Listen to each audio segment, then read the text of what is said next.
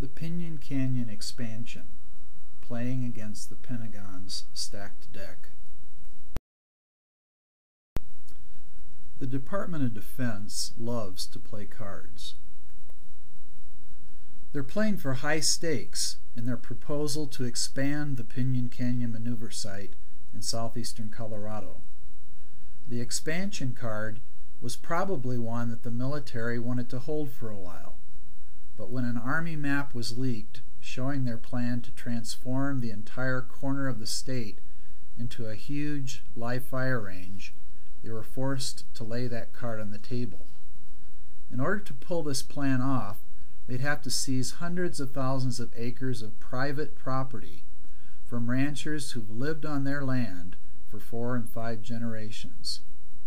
Also at stake is one of the most intact shortgrass prairies in existence. Countless historical and prehistoric sites, including a significant section of the Santa Fe Trail and the longest dinosaur trackway in North America. The next card dealt didn't help the military much.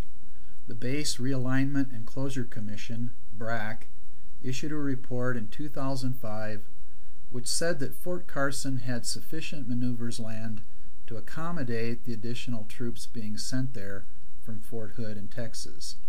No expansion of Pinon Canyon was necessary. So the military decided to up the ante. They figured that they might be able to call the bluff of Congress by creating a necessity to expand Pinon Canyon. They played their transformation card, which calls for significant alterations of the Pinon Canyon site, which would drive the expansion plan forward. Since the Army acquired the site in the early 80s, it's been used very little. Once a year for a week or two on average. In the past 32 years, the Army's used the site 30 times. Of course, we all know that there are only 52 weeks in a year, so the site has been used about 4% of the time. But according to the Transformation EIS, that will change dramatically. According to that document, training demand at Pinon Canyon will require it to be used 77.5 weeks a year. The document clearly states that this training load is not possible. The military is loading the Pinon Canyon site with a demand that can only be satisfied through expansion. The next card to be played was a proposal to station a Stryker brigade at Pinon Canyon, which would add yet another 5.5 weeks of training load, bringing the total demand to 83 weeks a year. So even though the expansion proposal was put on hold for a year by Congress, the military has nonetheless been playing their other cards, creating a necessity for the expansion of Pinon Canyon. One more card is the Military Realignment Programmatic Environmental Impact Statement, which would potentially add even more troops to Fort Carson and Pinon Canyon.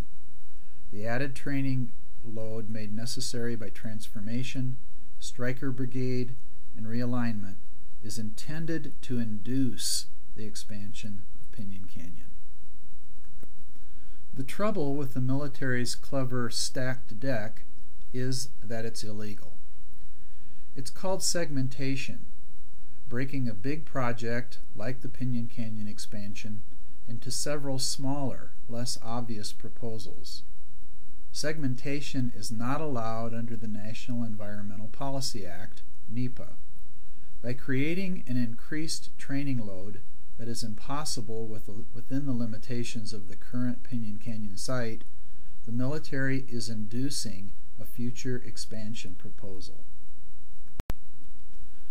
By raising the stakes, they think they'll be able to call the bluff of legislators. They'll try to argue that transformation and Stryker have already been approved, but would overwhelm the capacity of the current Pinon Canyon. They'll claim that these programs cannot be implemented without the expansion. The only thing that can stop the military from playing out their stacked deck is for our legislators to call their bluff.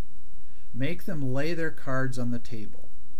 Only then will everyone see that they are building a house of cards, that transformation, Stryker, and the expansion are all part of one big, illegal plan to take the southwest corner of Colorado away from the people of Colorado.